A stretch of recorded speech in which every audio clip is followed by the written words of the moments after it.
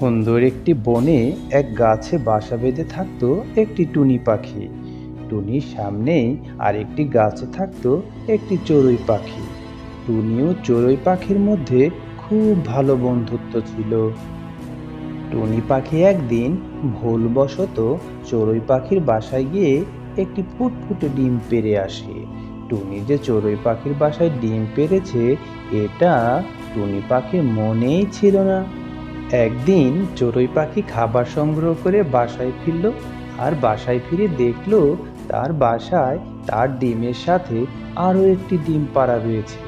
এটা দেখে সে তো অবাক হয়ে গেল।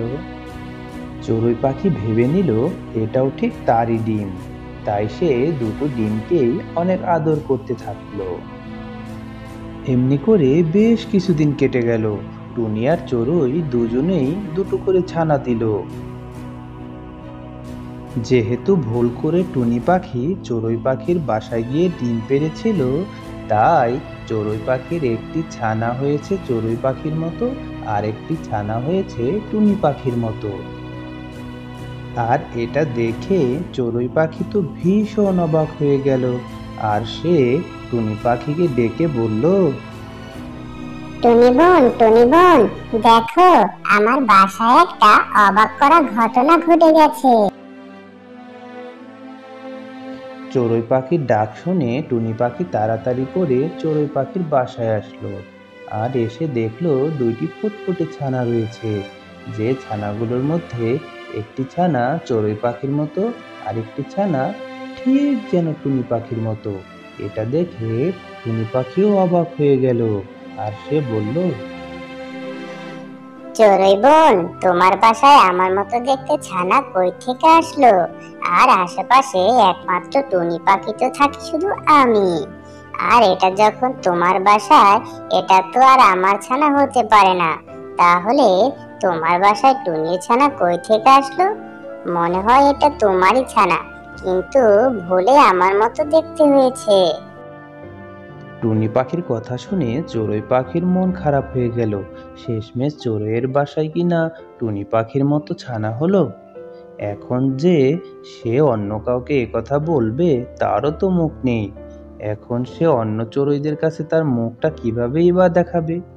একথা ভেবে ভেবে চড়ুই পাখির মন অনেক খারাপ হয়ে যায়, আর সে চুপ করে বসে থাকে। এভাবে বেশ কিছুদিন কেটে গেল। চড়ুই পাখি তার ছানার জন্য খাবার নিয়ে আসলেও টুনির ছানার মতো দেখতে ছানার জন্য কখনোই খাবার আনতো না। আর সে সবসময় টুনির ছানার মতো দেখতে ছানার সাথে খারাপ ব্যবহার করত, আর তার মতো দেখতে ছানাকে অনেক আদর করত। চড়ুই একদিন টুনিকে ডেকে বলল, টুনি বোন, যেহেতু তোমার ছানাদের মতো দেখতে আমার একটি ছানা রয়েছে, তাই তুমি বরং আমার এই ছানাকে তোমার বাসায় নিয়ে যাও। কারণ আমার বাসায় যদি আমার কোনো আত্মীয় স্বজন আসে, তোমার মতো দেখতে ছানাকে দেখে সবাই তো আমাকে নিয়ে অনেক হাসাহাসি করবে। চড়ুই পাখির এমন কথা শুনে টুনি বলল, আরে, আমি তো আমার ছানাদেরই ঠিক মতো খাবার খাওয়াতে পারি না, আবার তোমার ছানাকে নিয়ে আমি কিভাবে খাওয়াবো? এটা যেহেতু তোমারই ছানা, তাই এর দায়িত্ব তোমাকেই নিতে হবে। আর এর দায়িত্ব আমি কিভাবে পালন করব বলো তো? টুনি পাখির এমন কথা শুনে চড়ুই পাখি কোনো কথাই বলল না, কিন্তু সে মনে মনে বলল, যে করেই হোক এই চড়ুইয়ের ছানাকে আমার বাসা থেকে বের করতেই হবে। এই ছানাকে বের করতে না পারলে আমার যে কোনো শান্তিই নেই। এই আপদ বিদায় হলেই আমার খুশি, কারণ সামনে আবার বর্ষার মৌসুম আসতেছে। তখন আমি আমার নিজের ছানাদের নিয়েই তো কোথায় যাব তারই ঠিক নেই। আবার এই টুনির ছানাকে নিয়ে আমি কি করব তখন? এমনি ভাবে বেশ কিছুদিন কেটে গেল, আর বর্ষার মৌসুমও চলে আসলো। আর টুনি তার ছানাদের নিয়ে নিরাপদ আশ্রয়ে চলে গেল। আর চড়ুই তখন মনে মনে ভাবে, আরে বাহ, এই সুযোগ ওকে এখানে রেখে যাওয়ার। বৃষ্টির মধ্যে বেঁচে থাকলে থাকবে, আর যদি মরে যায় তো যাক, আমাকে কেউ ওরে রেখে যেতে তো দেখবে না। আর তখন কেউ আমাকে দোষারোপও করতে পারবে না। এই বলে স্বার্থপর চড়ুই পাখি তার নিজের ছানাকে নিয়ে নিরাপদ আশ্রয়ে চলে গেল। আর এদিকে মুষলধারে বৃষ্টিও শুরু হয়ে গেল। আর এদিকে টুনির মতো দেখতে ছানাটি ভিজতে ভিজতে সেই বাসার মধ্যেই মারা গেল। বৃষ্টি থেমে গেলে টুনি তখন বাসায় ফিরে আসে। আর বাসায় ফিরে দেখতে পায় চড়ুইয়ের বাসায় তার মতো দেখতে ছানাটি মরে পড়ে আছে। টুনির কেন জানি ছানাটির প্রতি তখন অনেক মায়া হয়। তখন টুনি পাখি একটি গাছের পাতা দিয়ে ছানাটির মরাদেহ ঢেকে দেয়। ছানাটি মরে যাওয়া দেখে তার কেন জানি এখন ভীষণ কষ্ট হচ্ছিল। আর তার তখন মনে হচ্ছিল এই ছানাটি তার অনেক কাছের, অনেক আপন।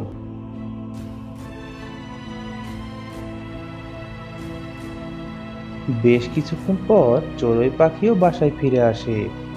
এসে দেখে টুনি একটি পাতা দিয়ে তার সেই মরে যাওয়া ছানাটিকে ঢেকে দিয়েছে। আর সে সেখানে দাঁড়িয়ে হতাশ হয়ে রয়েছে। কি রে টুনি পাখি, এখানে বসে কি ভাবতেছো? আর আমি দেখতেছি আপদটা বিদায় হয়েছে। এতে তো তোমার মন খারাপ করার কিছু নেই, তোমার তো বরং এতে খুশি হওয়ার কথা ছিল। চড়ুই বোন, আমি কখনো ভাবি নাই তোমার মনটা এত শক্ত, এত নিষ্ঠুর। এই ছানাটি তো তোমারই বাসায় ছিল, আর সে তো তোমারই ছানা। তাকে বৃষ্টির মাঝে একা কিভাবে তুমি রেখে যেতে পারলে নিরাপদে? একটু মায়াও হলো নাকি তার জন্য তোমার? একা একা এই ছানাটিকে তোমার বাসায় ফেলেই রেখে যেতে হলো তোমার? চড়ুই পাখি তখন কিছুটা বিরক্ত হয়ে টুনি পাখির কথা শুনছিল। আর তখন সে বলল, আরে টুনি পাখি, তোর যেহেতু এই ছানার জন্য এতই মায়া হচ্ছে, তবে আমি যখন একে তোর কাছে রাখতে চাইলাম তখন তুই বলেছিলি তুই তোর ছানার খাবারই ঠিক মতো জোগাড় করতে পারিস না, আবার এই ছানার খাবার কিভাবে দিবি? তাহলে তখন তোর মানবিকতা কই ছিল? আর এটা যেহেতু আমার মতো দেখতে না, তোর মতো দেখতে, তাই এটা আমার ছানাও না। তাই আমি কেন ওকে আমার সাথে নিয়ে যাব? খুব ভালো হয়েছে বেটা মরে গেছে, আপদ তো বিদায় হয়েছে, আমি এখন শান্তিতে থাকতে তো পারবো। চড়ুই পাখির এমন অদ্ভুত কথা শুনে টুনি পাখি ভীষণ অপরাধবোধ মনে হচ্ছিল নিজে নিজে। আর তখন সে বলল, ইস, আমি কেন ওই দিন এই ছানাটিকে নিজের কাছে নিয়ে গেলাম না? যদি তখন এই ছানাটিকে আমার সাথে নিয়ে যেতাম, আজকে হয়তো ওর প্রাণটা বেঁচেও যেত। টুনি পাখি তখন চড়ুই পাখির সাথে আর কোনো তর্ক না করে তার বাসায় ফিরে গেল।